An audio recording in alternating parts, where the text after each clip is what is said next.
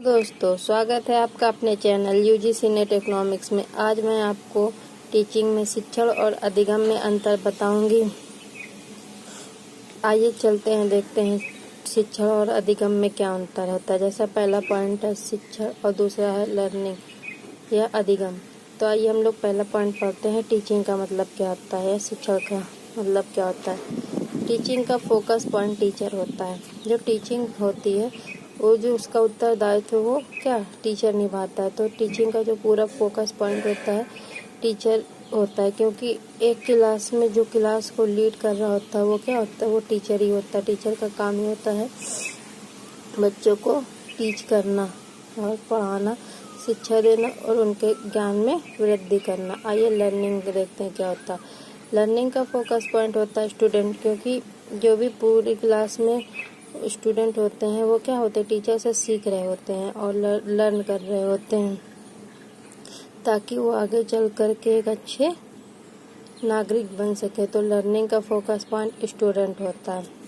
देखिए, चूंकि शिक्षण की प्रक्रिया हमेशा दो या दो से अधिक व्यक्तियों की उपस्थिति में ही घटित होती है, इसलिए टीचिंग को सोशल प्रोसेस कहते हैं। जैसे कि इसमें लिखा, टीचिंग क्या है, एक सामाजिक प्रक्रिया होती है और टीचर क्या करता है, समाज में ही रह करके जो समाज के लोग हैं उनको वो शिक्षित करता है, ताकि जो समाज है उसका विकास हो सके और देश के जो नागरिक हैं वो आगे बढ़ सकें। वो शिक्षा हमेशा दो लोगों के बीच में होती है। दो लोगों की उपस्थिति होना इसमें बहुत जरूरी। जैसे शिक्षा को क्या कहा गया, एक द्विमार्गी प्रक्रिया कहा गया, जिसमें दो या दो से अधिक लोगों का होना बहुत जरूरी होता है। आइए लर्निंग देखते हैं क्या होता है। जबकि लर्निंग व्यक्तिगत स्तर पर स्वयं के लाभ के लिए स्वचालित प्रक्रिया है, इसलिए इसमें इंडिविजुअल प्रोसेस कहते हैं। जबकि लर्निंग क्या होती है, व्यक्तिगत, बच्चा जो होता है स्वयं के लाभ के लिए ये प्रक्रिया चलती है, क्योंकि बच्चा क्या करता है, खुद के लाभ के लिए उसको सीख रहा होता है, ताकि वो क्या आगे बढ़े और अपने जीवन पार्जन का एक इसको साधन बनाए। इसमें इंडिविजुअल प्रोसेस कहते हैं। इसमें बहुत सारे इंडिविजुअल प्रोसेस होते हैं। आइए देखें टीचिंग, तीसरा पॉइंट। टीचिंग क्या होता है, एक टास्क चुनौतीपूर्ण कार्य का बोध कराती है, अर्थात इससे हमेशा किसी को कुछ देने का भाव होता है। टीचिंग क्या होती है, एक चुनौतीपूर्ण कार्य होता है, क्योंकि जो टीचिंग का जो पूरा कार्य होता है वो एक टीचर के हाथ में होता है। टीचर का जो कार्य होता है वो होता है बच्चों को पढ़ाना, और क्लास में क्या होता है, उनको सभी बच्चों को पढ़ाना होता है। जैसे कि क्लास में बहुत सारे शरारती बच्चे भी होते हैं, तो उनको भी टीचर को क्या होता है, उनको भी सिखाना होता है। और एक टीचर का जो भी कर्तव्य होता है वो क्या होता है, सभी बच्चों को एक समान वो शिक्षा प्रदान करे। चुनौतीपूर्ण कार्य मतलब जो भी टीचर अपना पढ़ाने जा रहा है तो उसका पहले से एक प्लान बनाता है कि उसको कैसे पढ़ाना है, क्या क्या पढ़ाना है और बच्चों को कैसे समझाना है। तो टीचिंग क्या होता है, एक चुनौतीपूर्ण कार्य होता है। जबकि अधिगम जो शब्द होता है वो कुछ ग्रहण करने या प्राप्त करने का भाव होता है। अधिगम क्या होता है, बच्चा क्या करता है, उस जो टीचर पढ़ा रहा है उसको ग्रहण करता है। मतलब कि यहाँ पर ग्रहण का मतलब है कि वो सीखता है और उसको वो सीखने का उसको भाव रखता है। तो अधिगम शब्द जो होता है कुछ ग्रहण मतलब सीखने और प्राप्त करने का, नॉलेज का मतलब गेन करने का एक उसमें स्टूडेंट में भाव होता है। आइए देखते हैं चौथा पॉइंट।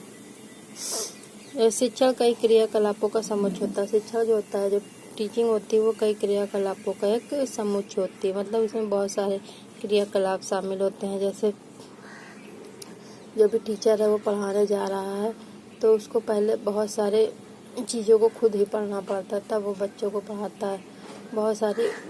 उसको बहुत सारी बाधाएं आती है, तो उन सब बाधाओं को दूर करते हुए और एक अच्छी टीचिंग बच्चों को देने के लिए हमेशा उत्सुक रहता है। तो शिक्षण क्या होता है, शिक्षण कई क्रियाकलापों का एक समुच्चय होता है। अधिगम क्या होता है, अधिगम एकल प्रक्रिया है, अर्थात विद्यार्थी सीखेगा या नहीं सीखेगा वो विद्यार्थी पे डिपेंड करता है, क्योंकि टीचर को तो सबको एक समान शिक्षा प्रदान करता है। लेकिन अधिगम में क्या होता है, बच्चा जो सीख रहा है वो सीखेगा या नहीं, उसमें लगन है सीखने की नहीं, वो उस पर। जैसा कि हमने टीचिंग और लर्निंग के बारे में जो भी पॉइंट था उसको पढ़ लिया है। तो अब अगर हम इसका कंक्लूज़न निकालें, अगर इसके निष्कर्ष की बात करें, इसकी विवेचना करें, तो इससे यह स्पष्ट होता है कि शिक्षण जो है, शिक्षण के लिए अधिगम आवश्यक है। अर्थात शिक्षण के साथ अधिगम का क्या होता है, एक भाव पाया जाता है। मतलब टीचर का जो हमेशा सिखाने का एक भाव रहता है, भले ही अधिगम सफलतापूर्वक हो या ना हो, भले मतलब जो स्टूडेंट है वो टीचर से सीख पाए या ना पाए, लेकिन टीचर क्या करता है, उनको सिखाने के लिए प्रेरित रहता है और तत्पर रहता है, ताकि वो अपने बच्चों को एक योग्य नागरिक बना सकें। लेकिन अधिगम के लिए शिक्षण आवश्यक नहीं है, क्योंकि एक व्यक्ति या विद्यार्थी होता है जो अपने जीवन में स्वयं के व्यवहार से, अपने परिणामों से और अधिक काम कर से सीखता रहता है। जब वो छोटा बच्चा रहता है तो वो अपनी अनुक्रियाओं से वो सीखता रहता है। आजकल जो हो रहा है, जो लर्निंग है वो यूट्यूब से भी लोग देख करके सीख लेते हैं। हालांकि अधिकांश जो अधिगम होता है वो शिक्षण पर ही निर्भर करता है। मतलब बहुत सारी जो लर्निंग है वो एक टीचर पर भी जो टीचर होता है उस पर ही निर्भर करती है। बहुत सारी जो लर्निंग होती है वो बच्चों के लिए उसमें शिक्षण की आवश्यकता पड़ती है। इसीलिए शिक्षण एक साधन है और अधिगम एक साधन है। तो दोस्तों, कैसा लगा आपको ये वीडियो, प्लीज़ कमेंट बॉक्स में ज़रूर बताइएगा। धन्यवाद।